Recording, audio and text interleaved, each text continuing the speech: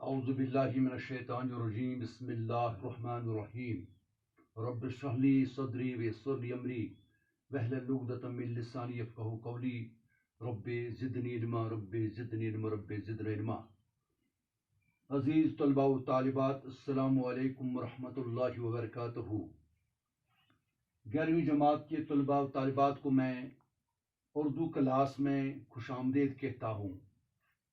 عزیز طلباء و طالبات، آج 16 جون 2020 ہے۔ آج کا ہمارا جو موضوع ہے وہ ہے مرکبات۔ آپ کو یہ جاننا چاہیے کہ ہمارا جو گرامر کا حصہ ہے بہت ہی اہم ہوتا ہے اور اس میں آپ کو بہت تیاری کرنی پڑتی ہے، اور گرامر کی ہی بات سے آپ آگے بڑھتے ہیں، اور گرامر کی جانکاری حاصل کرنا آپ کے لیے بہت ہی اہم ہے۔ میرے عزیز طلباء و طالبات، آج ہمارا موضوع جو ہے وہ مرکبات۔ آپ کو پہلے میں بتاؤں گا مفرد جملے واحد کلمے واحد کو کہتے ہیں، یعنی ایک لفظ کو مفرد کہتے ہیں۔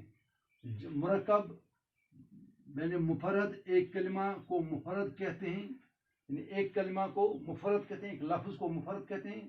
اور مرکب دو یا دو سے زیادہ کلموں کے مجموعے کو مرکب کہتے ہیں، یعنی جب دو یا دو سے زیادہ کلمے ملتے ہیں، ان کا مجموعہ بنتا ہے تو اس کو ہم مرکب کہتے ہیں۔ مثلا کتنا پیارا کلمہ ہے، اس میں آپ دیکھیں گے کہ کتنا پیارا کلمہ ہے۔ کتنا ایک لفظ ہے، کلمہ ہے، پیارا ایک کلمہ ہے، کلمہ ایک کلمہ بھی اور لفظ بھی ہے اور ہے۔ یہ چار کلمے جب مل گئے تو ایک مرکب بن گیا۔ اس کو ہم کہتے ہیں کہ مرکب، دو یا دو سے زیادہ کلموں کے مجموعے کو مرکب کہتے ہیں۔ عزیز طلباء و طالبات، آگے بڑھیے۔ مرکب کی دو قسمیں ہیں۔ مرکب کی دو قسمیں ہیں۔ نمبر ایک، مرکب تام۔ نمبر دو، مرکب ناقص۔ کیا ہے؟ مرکب ناقص۔ مرکب تام اس مرکب کو کہتے ہیں جس سے سننے والے کو پورا مطلب سمجھ میں آئے، پورا مطلب سمجھ میں آئے۔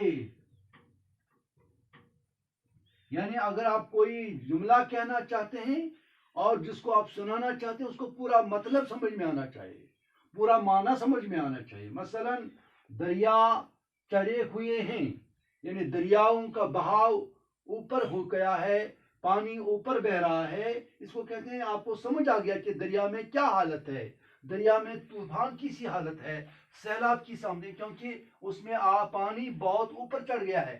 اس سے آپ کو بتایا جاتا ہے کہ اس میں جو کلمے ملے ہوئے ہیں ان سے آپ کو پورا معنی سمجھ میں آتا ہے۔ جو آپ سمجھنا چاہتے ہیں یا جو آپ کو سمجھانے کی کوشش کی جاتی ہے آپ اس کو سمجھ لیتے ہیں۔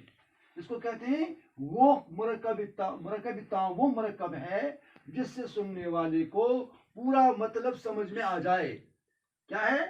یعنی انسان کو، آدمی کو، شخص کو جب کوئی جملہ سنایا جائے وہ جملہ اتنا واضح ہونا چاہیے کہ اس سے سمجھنے والے کو آسانی سے وہ سمجھ پائے، یعنی اس کو سمجھنے میں کوئی رکاوٹ، کوئی دقت محسوس نہ ہو جائے۔ اس کو کہتے ہیں مرکب تام۔ اس کے بعد ہے دوسرا مرکب ناقص۔ ناقص کا لفظ جب آپ سنتے ہیں تو آپ کو خود اندازہ ہو جاتا ہے کہ یہ لگتا ہے کہ یہ پورا ٹھیک نہیں ہے، ناقص ہے، اس میں کچھ ادھورا پن سا ہے، اس میں کچھ پورا یہ معنی نہیں دے سکتا ہے۔ ناقص کا لفظ جب آتا ہے، یعنی مرکب ناقص وہ مرکب ہے جس سے سننے والے کو پورا مطلب سمجھ نہ آئے، یعنی جو جملہ اس کو کہا گیا ہے وہ جملہ وہ نہیں سمجھ پاتا ہے، پورا معنی سمجھ میں نہیں آتا ہے۔ مثلا باریک بوندیں ہیں، یعنی بوندیں ہیں لیکن باریک، پورا سمجھ میں کیا بوندیں ہیں، پانی کی بوندیں ہیں، عطر کی بوندیں ہیں، شراب کی بوندیں ہیں، تیل کی بوندیں ہیں، کیا بوندیں ہیں، یعنی سب بات، لفظ تو ہے، بات تو ہے لیکن بات پوری طرح سمجھ میں نہیں آتی ہے۔ اس کو کہتے ہیں مرکب ناقص۔ میں نے آپ کو پہلے بتا دیا کہ مرکب ناقص नाकिस के लफ्ज से ही हमें समझ में आता है कि शायद हमें पूरा माना समझ में नहीं आएगा। इसको कहते हैं मुरक्कब नाकिस, यानी वो मुरक्कब जिससे सुनने वाले को पूरा मतलब समझ में ना आए। उसके बाद जो मुरक्कब नाकिस की किस्में हैं, मुरक्कब नाकिस की भी किस्में हैं। पहले आपने सुना कि मुरक्कब, उसके बाद मुरक्कब की दो किस्में, मुरक्कब ताम, मुरक्कब नाकिस। उसके बाद मुरक्कब ताम की हमने तारीफ की, अब मुरक्कब नाकिस भी हमने समझ लिया। अब मुरक्कब नाकिस की कितनी बहुत सारी किस्में हैं जिनको मैं यहाँ पर आपको समझाने की कोशिश करूंगा। यहाँ पर है मुरक्कब इजाफी। क्या है पहला जुमला? मुरक्कब इजाफी, यानी ये मुरक्कब नाकिस की पहली किस्म है। मुरक्कब इजाफी वो मुरक्कब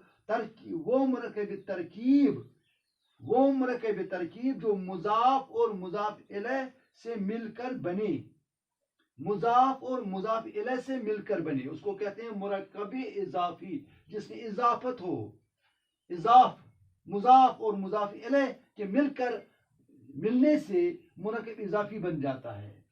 मसलन यहां पर है पानी की बारीक बारीक बूंदें, पानी की बारीक बारीक बूंदें, ये मुरक्कब इजाफी की मिसाल है। यानी मुरक्कब इजाफी मुरक्कब मुजाफ और मुजाफ इलैह से मिलकर बनते हैं। यहाँ पर मैंने जुमला आपको समझाने के लिए जुमला बताया है, पानी की बारीक बारीक बूंदें। ये इससे हमें आप समझ आता है कि पानी की बारीक बारीक बूंदें हैं, लेकिन पूरा समझ में तो नहीं आता है, लेकिन इसको हम मुजाफ इजाफी कहते हैं। उसके बाद है मुरक्कब तौसीफी। मुरक्कब तौसीफी वो मुरक्कब जो सिफत और मौसूफ से मिलकर बने। मुरक्कब तौसीफी उस मुरक्कब नाकिस को कहते हैं जो सिफत और मौसूफ से मिलकर बने। सिफत किसी चीज की कैफियत बयान करता है, किसी की अच्छाई या बुराई बयान करता है, और मौसूफ जिसकी बुराई बयान की जाए, जिसकी अच्छाई बयान की जाए, उसको मौसूफ कहते हैं। यानी मौसूफ उसको कहते हैं जिसकी सिफत बयान की जाए, और सिफत वो लफ्ज़ है, वो कलमा है जो किसी की कैफियत, किसी की हालत को बयान करे। यहाँ पर हम बताएंगे आपको समझाने के लिए, ऊदी ऊदी घटाएं आई हुई हैं। घटाएं जो है ये मौसूफ हैं, ऊदी ऊदी इसकी सिफत है। ऊदी ऊदी घटाएं आई हुई हैं, ये यहाँ पर सिफत और मौसूफ से मिलकर बनता है। यहाँ पर मौसूफ घटाएं हैं और सिफत ऊदी ऊदी हैं। उसके बाद है मुरक्कब तादादी। मुरक्कब तादादी वो मुरक्कब जो तादाद को जाहिर करे, जो नंबर को जाहिर करे, जो तादाद को, जो एदाद को जाहिर करे। मसलन यहाँ पर है ये लो 1000 अशरफी की थैली। यहाँ पर 1000 जब लफ्ज आ गया तो इससे हमें पता चलता है कि गिनती का लफ्ज है, ये एदाद का लफ्ज है, ये तादाद की लफ्ज है। तो इस तरह से हमें समझ आता है कि मुरक्कब तादादी उस मुरक्कब को कहते हैं जिसमें तादाद जाहिर हो। मसलन ये लो 1000 अशरफी। उसके बाद एक और मुरक्कब है मुरक्कब अतफी। मुरक्कब अतफी अजीज तुलबा यहाँ पर ध्यान दीजिए, इसको कहते हैं मुरक्कब अतफी। वो मुरक्कब जो मतऊफ और मतरूफ और मतऊफ इलैह, मतऊफ और मतऊफ इलैह से मिलकर बने। मसलन यहाँ पर अंगूर और सेब जाड़े में होते हैं, अंगूर और सेब जाड़े में होते हैं। अंगूर भी लफ्ज है और सेब भी लफ्ज है, और ये दोनों यहाँ पर मुरक्कब भी हैं, यानी दोनों लफ्ज हैं, लेकिन दोनों एक ही किस्म के हैं। और इससे हमें पता चलता है कि इसको कहते हैं मुरक्कब अतफी। अजीज तलबा और तालिबात जरा ध्यान दीजिएगा, यहाँ पर एक और मुरक्कब है मुरक्कब इम्तिजाजी। मुरक्कब इम्तिजाजी वो मुरक्कब जिसमें दो इसम या लफ्ज मिलकर एक ही बन जाएं।